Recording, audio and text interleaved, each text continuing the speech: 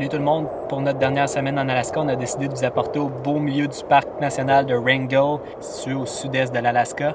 On s'est rendu dans un petit village fantôme qui est situé à plus de 200 km de toute autre ville. Vous allez voir, ça valait vraiment le détour. Donc, en temps normal, on serait resté probablement plus longtemps un peu en Alaska, mais la raison pour laquelle on restera pas plus longtemps, c'est surtout le début de ça ici derrière moi, là. La neige. On n'est pas très équipés, mettons, on n'a pas de bottes, rien, on n'avait pas de place pour traîner tant d'affaires que ça. On a des manteaux, puis pas mal la base pour les températures froides, mais rien de trop intense. Fait qu'on n'a pas le choix de s'en retourner tranquillement pas vite vers le sud. On est plus équipés pour les températures chaudes et agréables de plage et tout.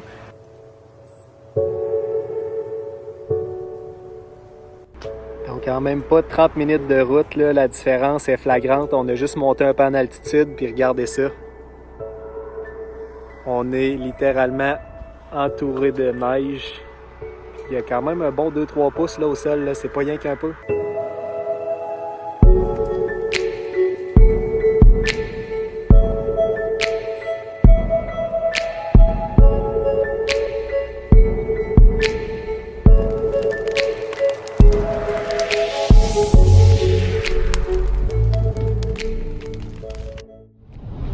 Aujourd'hui, on va essayer de se rendre jusque quand même assez loin en dehors des routes principales pour la ville fantôme de Kennecott. On ne sait pas trop si on va réussir à se rendre parce que c'est une route de terre qui se rend jusque là-bas. Puis c'est quand même un petit détour d'à peu près 180 km, fait que à suivre si on va réussir à se rendre.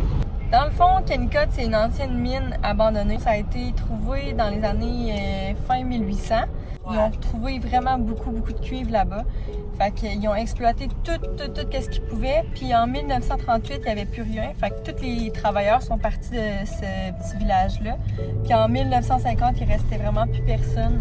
Fait que depuis 1950, dans le fond, c'est un village abandonné.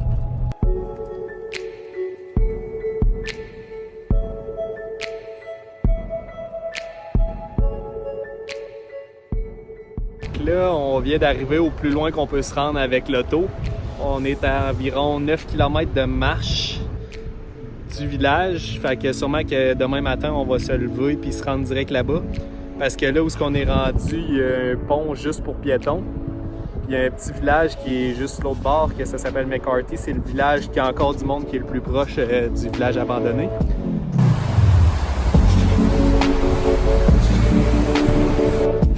Là, on avait décidé de faire un petit tour de la ville de McCarthy pour le restant de la journée d'aujourd'hui. Puis demain, on va aller visiter Kennecott. Dans le fond, McCarthy, je vous dirais que c'est pratiquement une ville fantôme aussi. Ça l'était, ça l'est devenu en même temps que Kennecott. Tout le monde a quitté. Puis petit peu par petit peu, le monde a commencé à revenir ici. Mais tu sais, il n'y a pas grands emplois. À l'hiver, il ne doit pas avoir grands habitants ici. D'après moi, s'il y a 100 habitants, c'est assez bon. Je vais vous écrire le chiffre en bas du nombre d'habitants exact là. Je vais faire des recherches, mais il n'y a pas beaucoup de monde qui habite ici.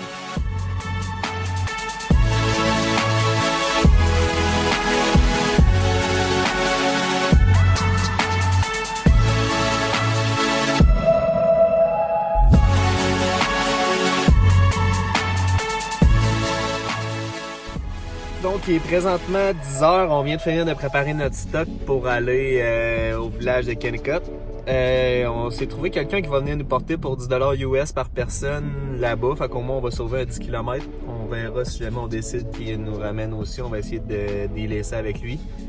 Il vient nous chercher à 10h30. Puis pour l'instant, on dirait qu'il y a une tempête de neige là-bas. Fait que à suivre, on va essayer de survivre à ça. Donc, on vient d'arriver à Kennecott. Le chauffeur était vraiment smart pis tout. Lui, il habite finalement à l'année ici à Kennecott. Il disait qu'il était juste 6 habitants pendant l'hiver. Tu sais, ils se connaissent tous entre eux autres pis tout. C'est quand même cool. Puis on s'est quitté un lift finalement pour revenir. Il va revenir nous chercher à 2h30. Parce que avec la... Ouais, c'est ça. Avec la neige qui tombe, on marchera pas trop longtemps en espadrille pis tout.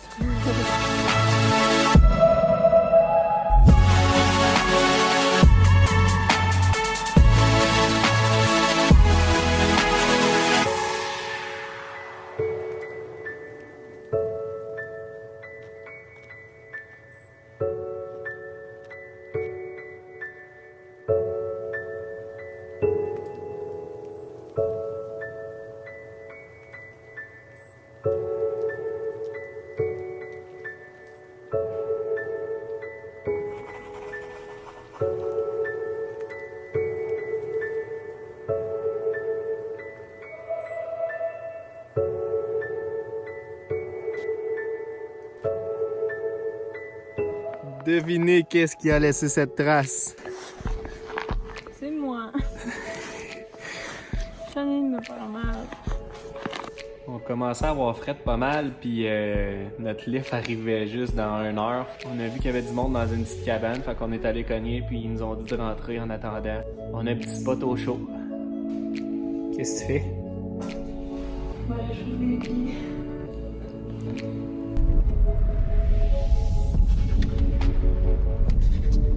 La météo a changé quand même assez drastiquement. Heureusement, notre lift est venu nous chercher un peu plus tôt. On a été chanceux. Puis là, il va falloir conduire sa neige pour s'en aller d'ici. Ouais, parce qu'il arrête pas de neiger depuis ce matin dans le fond.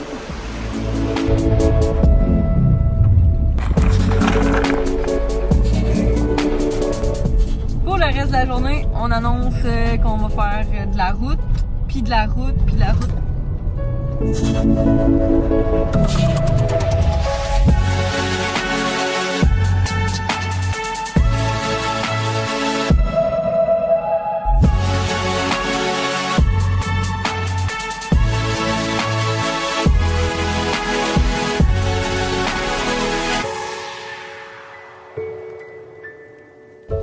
Nous avons officiellement quitté l'Alaska. Nous avons terminé notre semaine à Whitehorse au Yukon avec une mésaventure d'un train collé. Donc, il a fallu attendre 2 jours là-bas pour avoir un rendez-vous au garage. Ça nous a coûté une modique somme de 650 $, mais c'est des choses qui arrivent. Manquez pas la semaine prochaine, on peut visiter l'île de Vancouver. Merci beaucoup d'avoir regardé, aimé, partagé et n'oubliez pas de vous abonner.